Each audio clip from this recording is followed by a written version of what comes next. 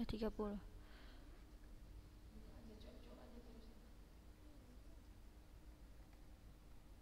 Apanya ini aja?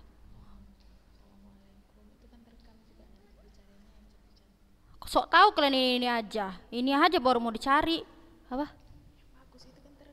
Ya memang sengaja ngomong sama orang ini, komentari orang ini aja katanya. Ustazah Nana yang menampilkan itu aja. Ya kan Ustazah? Ustazah Nana dibilang nampilkan ini aja, mana anak ini. Namanya Ustazah Nana guru piket.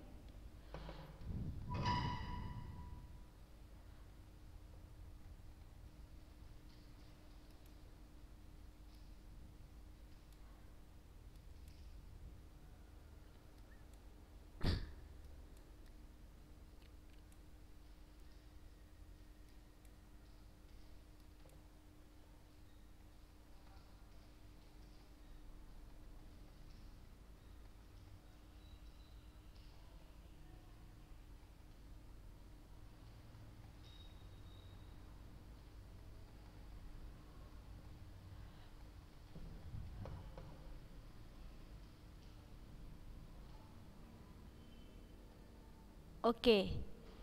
Masih 30 orang ya yang hadir.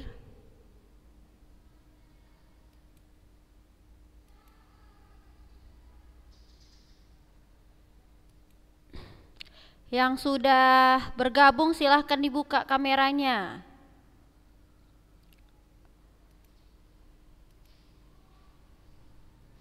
Yang sudah bergabung silahkan dibuka kameranya ya.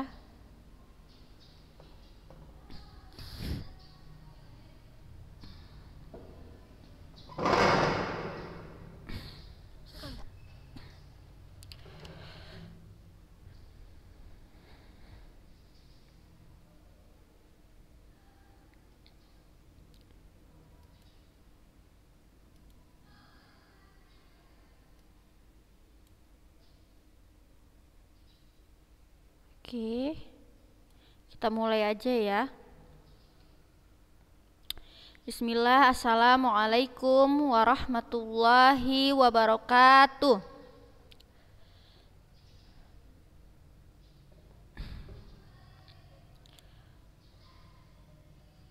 Alhamdulillah, puji syukur kita ucapkan kepada Allah Subhanahu wa Ta'ala, yang mana dengan limpahan rahmat serta karunia darinya kita bisa mengikuti kembali kegiatan belajar daring pada hari ini. Baik anak-anak ustazah, karena memang kita belum diizinkan untuk bisa bertatap muka, maka kita terimalah keadaan yang saat ini, yang mana kita masih dalam keadaan melaksanakan pembelajaran daring. Ya, jadi alhamdulillah pada hari ini kita diberikan kemudahan untuk melanjutkan kembali materi bahasa Indonesia ya. Apa kabar anak-anak ustazah kelas 8? Ya, alhamdulillah. Oke ya, jadi udah puas lah ya liburan selama 2 minggunya ya kan, udah kemana-mana kan gitu. Nah jadi sekarang kita kembali lagi lah ke rutinitas kita, kembali fokus, kembali lagi semangat, mengumpulkan energi, ya mengumpulkan tenaga untuk memang mencapai suatu keberhasilan dalam suatu pembelajaran. Nah jadi Ustazah harap untuk semester ini harap lebih fokus, lebih disimak kalau soal yang Ustazah buat dalam ujian gitu ya. Jadi anak-anak Ustazah berharap di semester ini tuh lebih baik dalam soal penalaran soal, ya soal bahasa Indonesia. Apa yang Ustazah perintahkan itu dibuat, jangan nggak nyambung kan gitu, ya kan?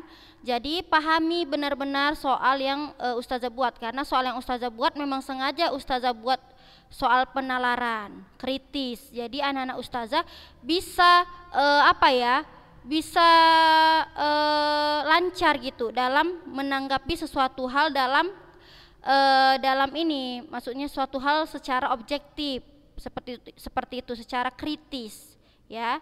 Nah jadi sekarang kita langsung saja masuk ke bab 7.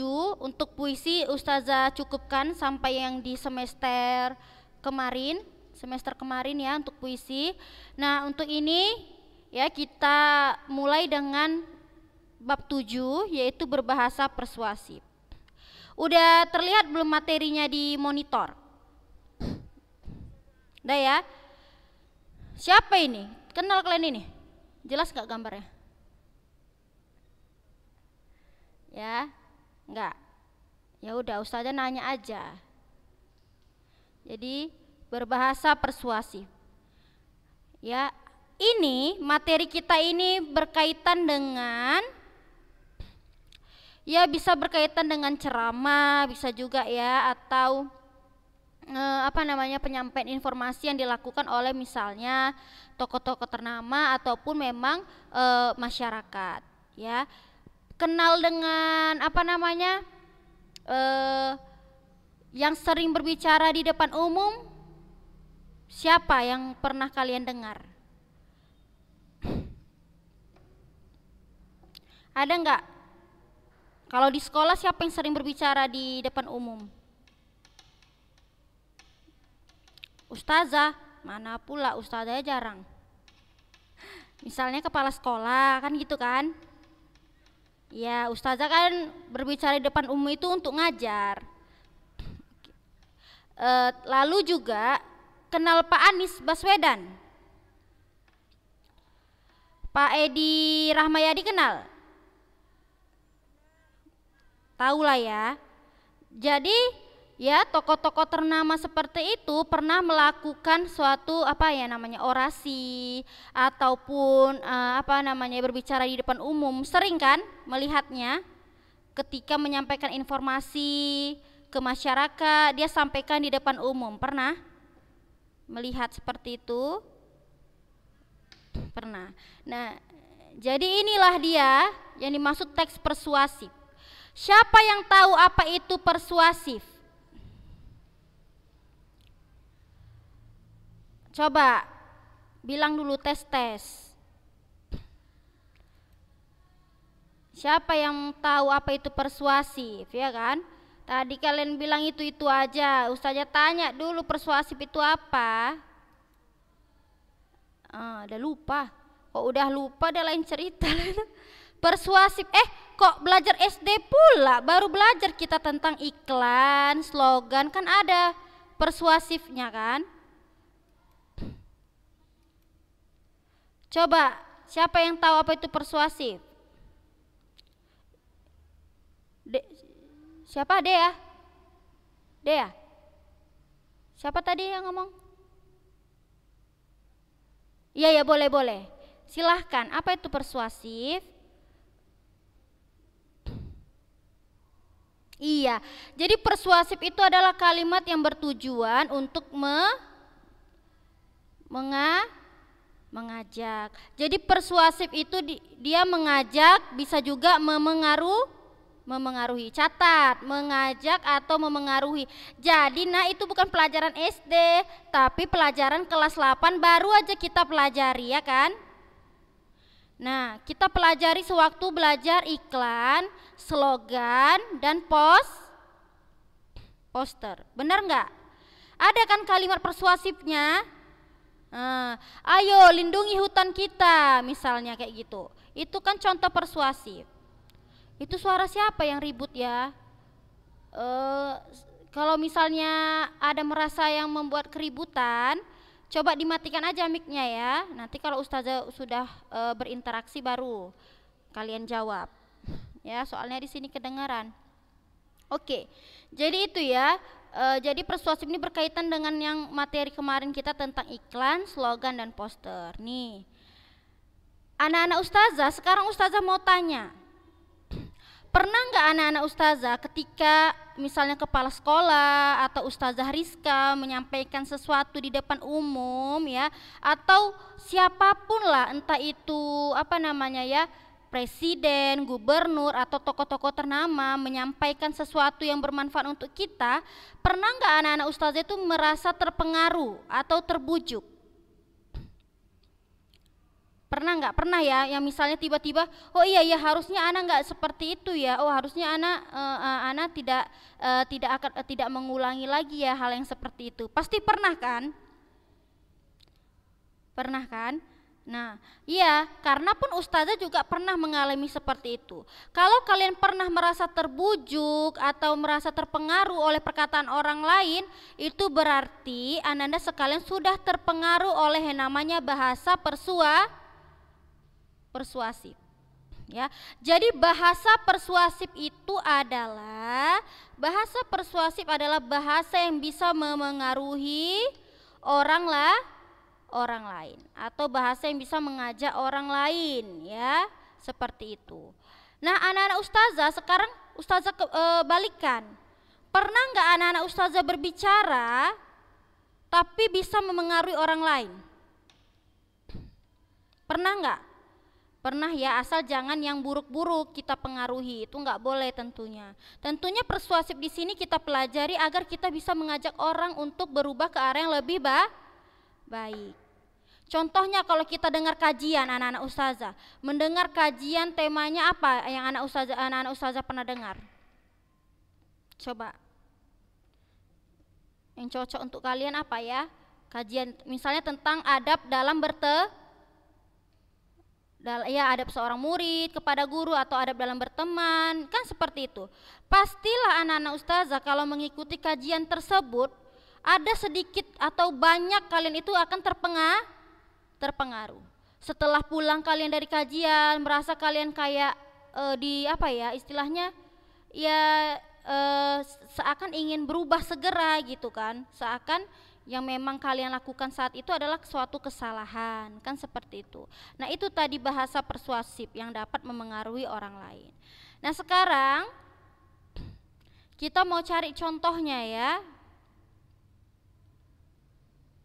Nih. Jadi ingat, persuasif ini anak-anak ustazah bisa disampaikan secara tersirat dan tersurat, ya, catat ya. Persuasif bisa disampaikan secara tersirat dan tersurat. Iya. Apa itu tersirat, Putri Raina? Apa?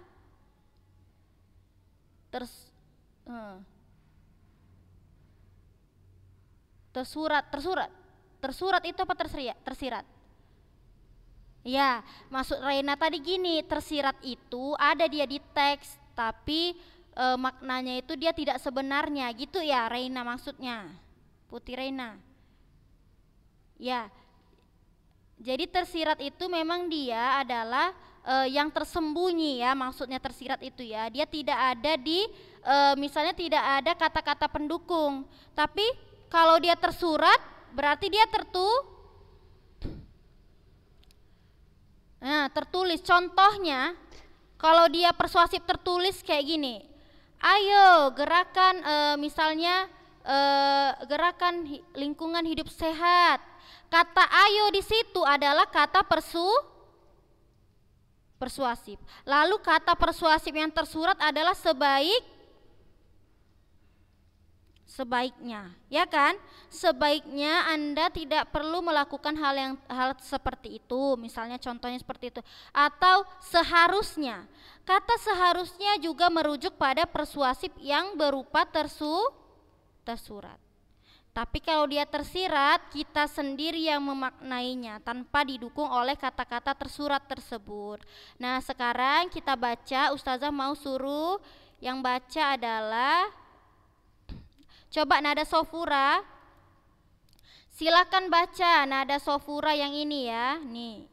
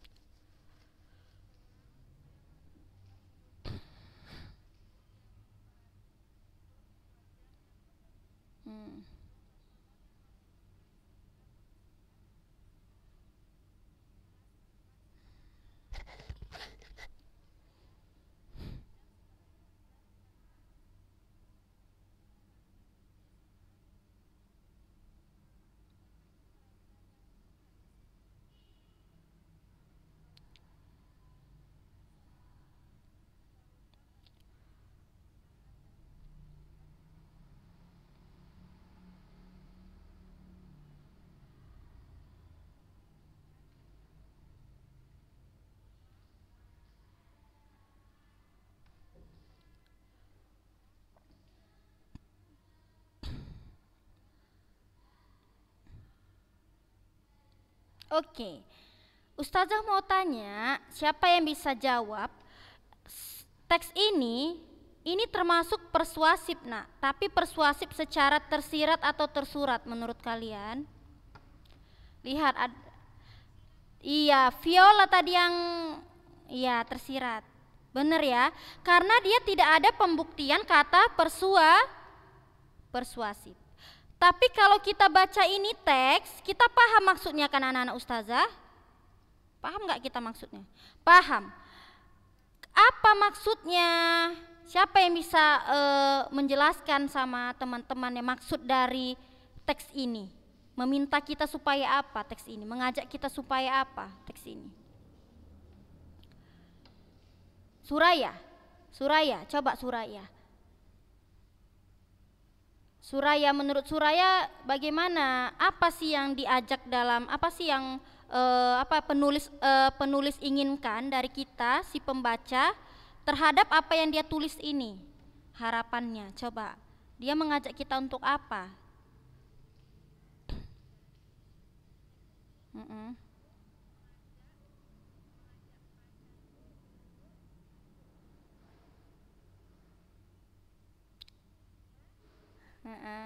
Gak apa-apa, pelan-pelan aja. Biar pandai anak-anak ustazah sekalian dalam menanggapi hal yang kritis. Coba pelan-pelan aja, kan dia membandingkan tinlit zaman dulu dan sekarang kan, nak? Ya kan Suraya?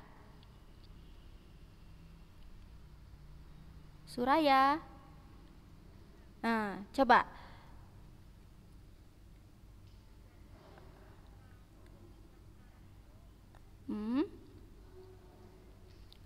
lebih tidak dibuat. Iya, betul.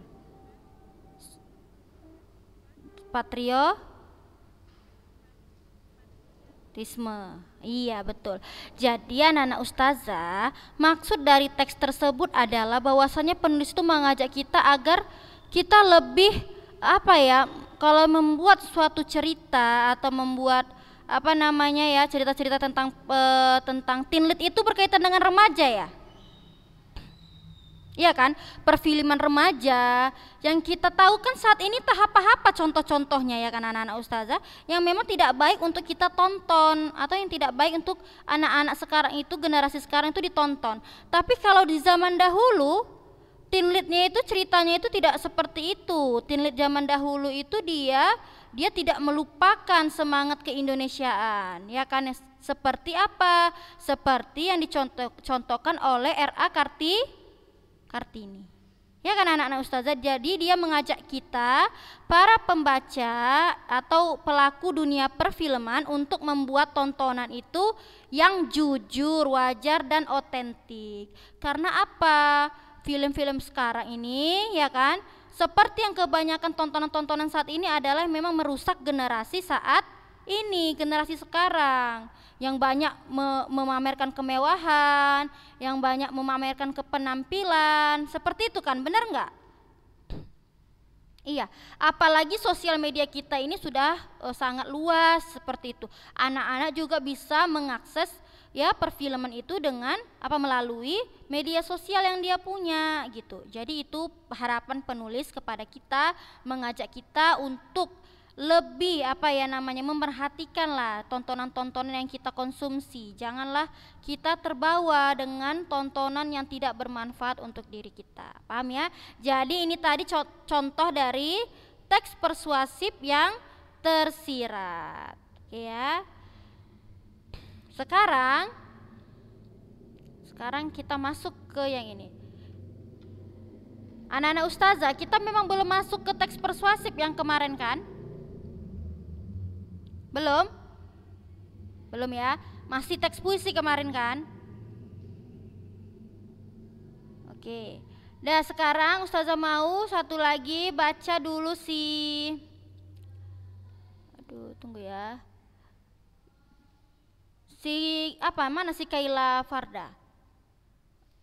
Kaila, ini masih banyak kali yang nggak hadir Zoom ini ya. Kaila Farda. Oke, baca ada di situ kan? Nih.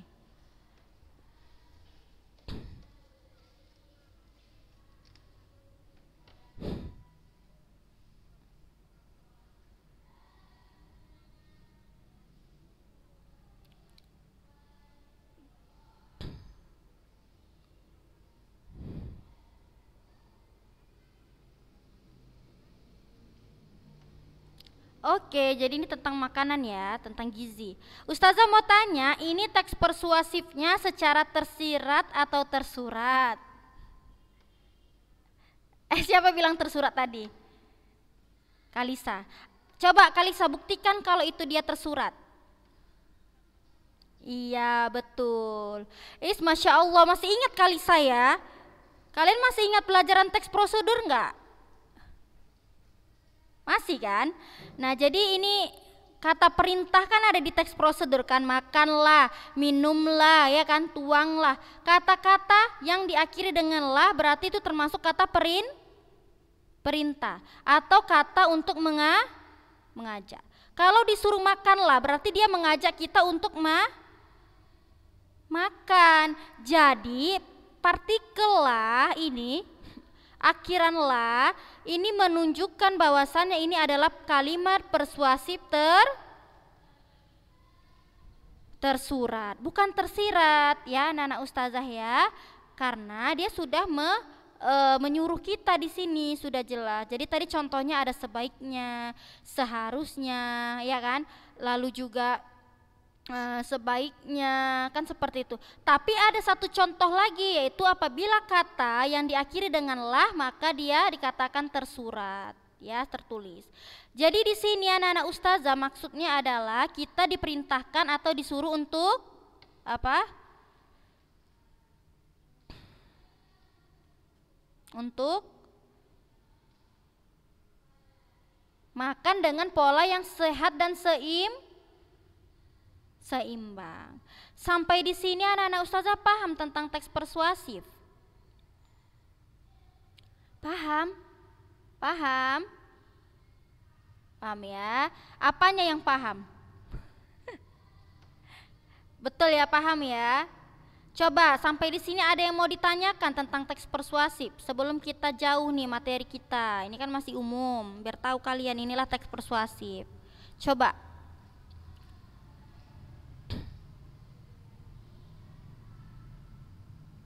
Kalian kan pernah memengaruhi orang lain kan? Mengajak orang lain untuk berubah pasti pernah. Ada yang mau bertanya anak-anak ustazah pada materi ini? Enggak ya? Enggak ada ya? Udahlah kita lewatkan lah. Nah ini dia jawabannya. Hal itu sebagaimana yang tampak, ini dia. Teks tersebut merupakan contoh lain dari teks persuasif, di dalamnya juga terkandung bujukan. Hal itu sebagaimana yang tampak pada bagian akhir. Inilah dia, nak. Ini pembuktiannya ya. Ini dia kalimat tersuratnya. Oke. Nah, dengan demikian di dalam teks persuasif terdapat pendapat-pendapat seperti halnya di dalam teks argumentatif. Mungkin pula tersaji fakta di dalam teks persuasif, baik pendapat ataupun fakta digunakan dalam rangka memengaruhi pembaca agar mau mengikuti bujukan-bujukan itu. Iya, jadi nak, boleh kita memberikan bujukan itu dengan kalimat fakta maupun opini. Artinya gini, boleh kita memberi atau memengaruhi orang lain itu pakai pandangan kita, boleh, asal kita memberikan argumen yang tepat, ya, atau alasan yang tepat kenapa kita menyuruh seseorang itu untuk melakukan hal yang sama seperti kita. Boleh, jadi dalam teks persuasif boleh menggunakan kata opini maupun kata fakta. Fakta itu maksudnya adalah data-data yang tersedia, ya kan, yang bisa dibuktikan. Kalau opini tidak, kalau opini hanya pendapat kita saja. Oke ya. Nah, jadi nanti kita sambung lagi, kok cepat kali habis waktunya ini anak-anak ustazah ya. Jadi udah paham ya anak-anak ustazah ya sekalian ya? Paham ya? Nah, jadi nanti ini kita pelajari yang ininya minggu depan insya Allah. Tapi anak-anak ustazah kan udah paham ya dalam isi teks persuasif anak-anak ustazah. Ini kan isi teks persuasif ya. Udah terlihat belum di monitor? Ada ya nak? Ini nanti dicatat di rumah ya. Ini kan isi teks persuasif. Kalau isinya itu ada argumentasi. Siapa yang masih ingat apa itu argumentasi? Elfa Zahrina masih ingat? Argumentasi itu apa Elfa Zahrina? Pendapat yang Kalau pendapat aja hanya opini nak. Kalau argumen, bagus, masya Allah. Pendapat yang disertai dengan fakta ataupun data-data. Paham ya? Jadi argumentasi ini dia lebih tinggi daripada pendapat atau opini. Dia disertai dengan data-data, berapa persen, di mana kejadiannya, misalnya seperti itu. Itu argumentasi ya.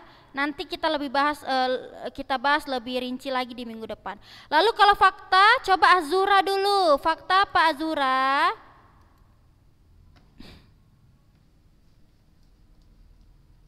Azura, fakta apa Azura? Tadi kan argumentasi yang data-data. Kalau fakta sesuatu, iya benar-benar bisa benar-benar apa ini sekarang ini? Benar-benar apa? Azura. Yang betul lah. Fakta itu apa Azura? Coba. Yang kayak di berita itu loh.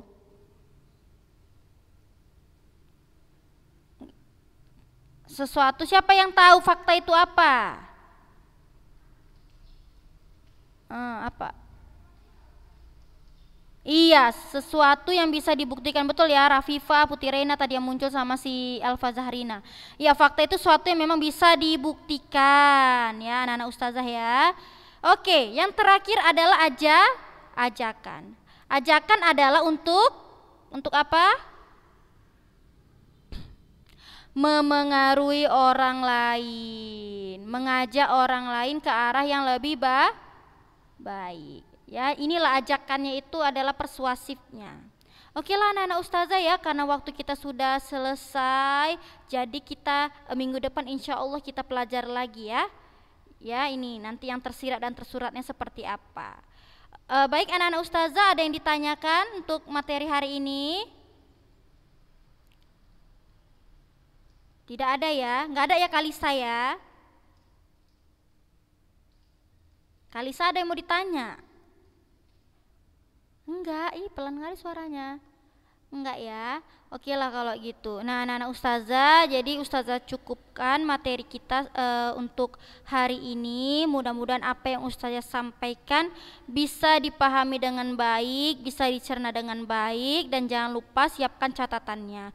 Dan jangan pernah menyepelekan tugas-tugas harian yang ustazah berikan. Karena ustazah tidak pernah memberi tugas itu banyak ya, apalagi untuk pelajaran bahasa Indonesia.